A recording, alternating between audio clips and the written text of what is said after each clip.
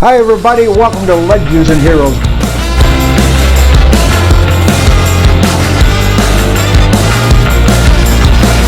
Give me a wink in front of the camera, they're going to think something's going on. That's it, why not? Let's get some controversy.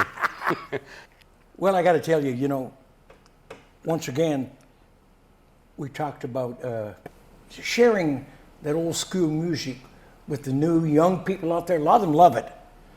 Because I went to a Smokey Robinson concert a few weeks back. You'd be surprised when I went to an Eagles concert, the same thing. Young people out there knew every song, sang every song. One guy kept telling his girlfriend, he wrote that song too. Oh, Glenn Frey wrote that song. Oh, that was Don Henley that wrote that song. And same thing with Smokey. Wow, he wrote all them songs. And the girl says, he wrote all the songs he's singing? He wrote My Girl and all this stuff. These are things that they didn't know. And this is what we're going to push with our show. We're going to be giving inside knowledge, stories, because Spider himself has been backstage with numerous stars. And this is not talk or gaslighting or game. This is real.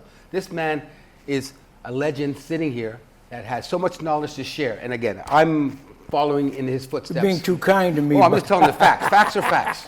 Real is real. You've met these people. It's documented. It's not talk. It's real. Let's talk about your guitar playing. Oh, that. Because it's great. Okay. But you said one of your first heroes was a guy named Wes Montgomery. Right, because you mentioned to me, do I like George Benson? We were talking earlier about Benson. I love George Benson. Yeah. But going before Benson is Wes Montgomery. That's who I really started listening to on guitar, where I get my octave style from. And he was huge when I was growing up in the 60s around Detroit. Wes Montgomery and Miles Davis were the guys.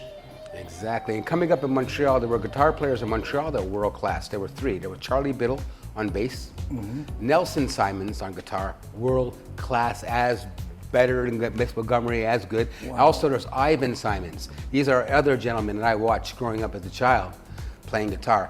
I watched monster people. Like there's Montreal's had a lot of great entertainers. What a When I place to think grow of up. one of my favorite blue-eyed soul singers is out of Montreal, a guy by the name of Gino Vanelli.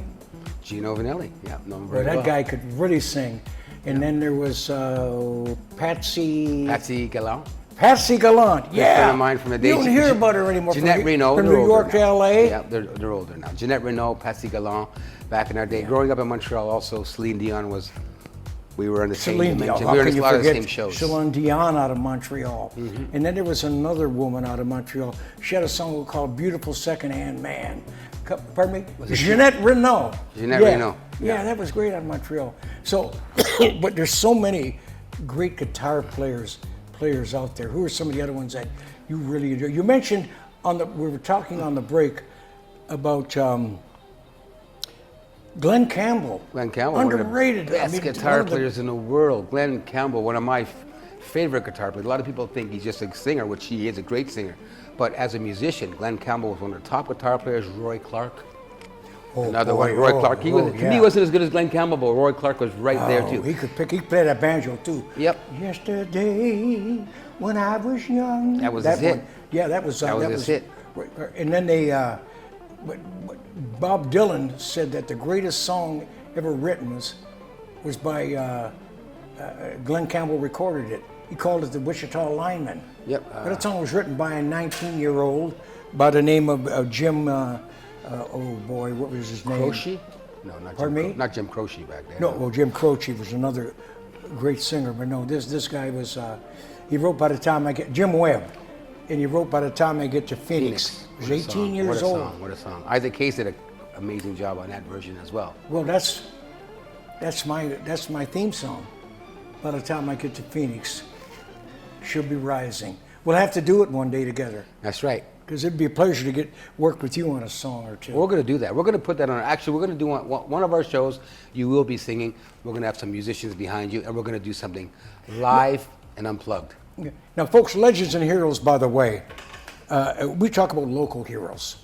And that's one of the reasons that I asked Vance to come on my show and then decided we were going to do an old school show, an old school podcast once or twice a week where we talk about the old school singers. And when we do that, we want you to respond. And you can respond at Community Music Matters.com. Community Music Matters.com. And maybe you'll send us a response. But here's the point: you want to get involved. Here's the point: we're going to be over the weeks. We're going to be talking about the best bands of all time, best singers of all time, our top 10, and we're going to put each other on the spot here, man. We're going to ask each other some trick questions to see if we could. It's going to be Stump the Spider. We're going to be Especially calling it on Stump the Spider. on the old school It's going to be trivia. fun. We're going to do some old school trivia called Stump the Spider. If you can stump that spider, then you know what you're doing. So get ready for that. We're going to have we're going to do some many offshoots of our show. We're going to go a little while in this And we're one. going to talk about some of the singers in their history, people like Etta James. I mean, this lady, At Last is her song. But she had another great song called, and I don't hear it enough, All I Could Do Is Cry. You never And hear that one Trust in anymore. Me. Yeah. And then you had Jim Dandy to the Rescue, and that was by what am I? Maybe I'm getting old, but these names are slipping me. But there's so many great singers from back in the day. My first recollection was to a kid by the name of Frankie Lyman, and he was 14 years old, and he wrote the song called "Why Do Fools Fall in Love," which became a classic, a rock and roll classic. And he opened the door for other boy bands.